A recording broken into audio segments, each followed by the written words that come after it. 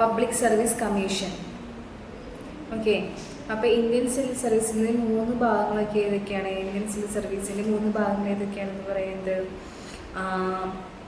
അഖിലേന്ത്യാ സർവീസ്, കേന്ദ്ര സർവീസ്, സംസ്ഥാന സർവീസ് എന്നിങ്ങനെ 3 ഭാഗമായിട്ട് തരംതിരിക്കുന്നുണ്ട്. ഇന്ത്യയിൽ ഭരണകൂടത്തിൻ്റെ നയം നിയമനിർമ്മാണ സഭയോട് ഉത്തരവാദിത്തമുള്ള മന്ത്രിമാരാണ് തീരുമാനിക്കുന്നതെങ്കിലും നയം യാഥാർത്ഥ്യത്തിൽ നടപ്പിലാക്കുന്നവരാണ് സിവിൽ സർവന്മാരാണ്. സിവിൽ സർവീസ് എക്സാം എഴുതിയവരാണ് ഇതൊക്കെ എന്താണ് തീരുമാനിക്കുന്നത്. ടോപ്പസ്റ്റ് ഇന്ത്യയിലെ ഏറ്റവും ടോപ്പസ്റ്റ് എക്സാം എന്താണ്? സിവിൽ സർവീസാണ്. നടത്തുന്നത് ആരാ? പബ്ലിക് സർവീസ് കമ്മീഷനാണ്. ഓക്കെ, അപ്പോൾ അഖിലേന്ത്യാ സർവീസ് ഇതിനെക്കുറിച്ച് എന്താണെന്ന് നോക്കാം. കേന്ദ്രത്തിനും സംസ്ഥാനത്തിനും ഒരുപോലെ ബാധകമായ പാർലമെന്റാൽ ക്രമീകരിക്കപ്പെടുന്നതും ആയ 2 അഖിലേന്ത്യാ സർവീസുകളാണ് IASഉം IPSഉം ഭരണഘടനയിൽ അംഗീകരിച്ചിട്ടുള്ളത്. അപ്പോൾ രാജ്യസഭയിലെ മൊത്തം അംഗങ്ങളുടെ ഭൂരിപക്ഷവും ഹാജരായി വോട്ടും ചെയ്യുന്നവരുടെ മുന്നിൽ 2 ഭൂരിപക്ഷത്തോടും പാസാക്കിയ പ്രമേയം വഴി ആവശ്യപ്പെടുകയാണെങ്കിൽ കൂടുതൽ അഖിലേന്ത്യാ സർവീസുകൾ പാർലമെന്റിൽ സൃഷ്ടിക്കാൻ പറ്റും. 1963 അഖിലേന്ത്യാ സർവീസ് ഭേദഗതി നിയമം Indian service of engineers, Indian medical and health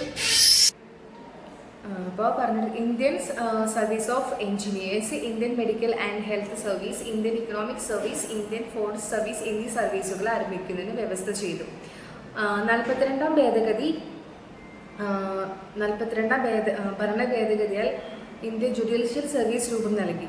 എല്ലാ സംസ്ഥാനങ്ങളും പ്രധാന പ്രവർത്തന മേഖലകളിലെല്ലാം ഐക്യരൂപവും ഭരണത്തിൽ ഉന്നത നിലവാരവും ഉറപ്പിക്കുന്നതിന് വേണ്ടിയിട്ടാണ് അഖിലേന്ത്യാ സർവീസുകൾ രൂപീകരിച്ചത്. ഓക്കെ, അപ്പോൾ കേന്ദ്ര സർവീസ് എന്താണെന്ന് നോക്കാം. സെൻട്രൽ സർവീസ് എന്താണെന്ന് നോക്കാം. കേന്ദ്ര പട്ടികയിൽ എല്ലാ വിഷയങ്ങളിലെയും ഭരണവുമായി ബന്ധപ്പെട്ടവയാണ് കേന്ദ്ര സർവീസുകൾ പറയുന്നത്. അപ്പോൾ അവയിൽ എണ്ണത്തിൽ കുറേ ഉണ്ട്. ഇന്ത്യൻ വിദേശ സർവീസ് ഉണ്ട്, പോസ്റ്റൽ സർവീസ് ഉണ്ട്, റവന്യൂ സർവീസ് ഉണ്ട്, റെയിൽവേ സർവീസ് ഉണ്ട്, ഓഡിറ്റ് ആൻഡ് അക്കൗണ്ട്സ് ഉണ്ട്, സെൻട്രൽ സെക്രട്ടറി സർവീസ്, അങ്ങനെ ഒരുപാടുണ്ട്. സ്റ്റേറ്റ് സർവീസിൽ എന്തൊക്കെയാണ് വരുന്നത്?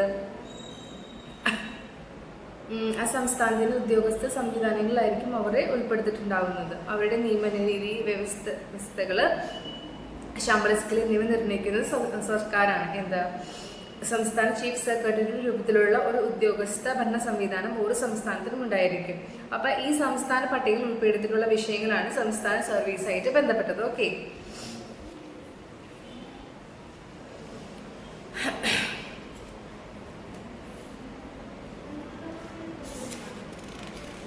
ഇതൊക്കെയാണ് ഇതിൽ മെയിനായിട്ട് വരുന്നത്. പബ്ലിക് സർവീസ് കമ്മീഷനിൽ എന്താണ്, അവർ എക്സാം നടത്തുന്നുണ്ട്. എക്സാം നടത്തിയിട്ട് ഒരു 10-24 സർവീസുകളാണ് അതിൽ വരുന്നത്. അതിൽ എക്സാം നടത്തുന്നത് പ്രിലിമിനറി എക്സാം ഉണ്ടാവും, മെയിൻ എക്സാം ഉണ്ടാവും, പിന്നെ എന്താണ് ഇൻ്റർവ്യൂ ഉണ്ടാവും. അപ്പോൾ മാർക്കിനനുസരിച്ചിട്ട് എന്താണ് നമ്മൾക്ക് സർവീസുകൾ ലഭിക്കുന്നത്. ഓക്കെ, ഇതൊക്കെയാണ് ഇതിൽ വരുന്ന മെയിനായിട്ടുള്ള കാര്യങ്ങൾ. അപ്പോൾ നമ്മുടെ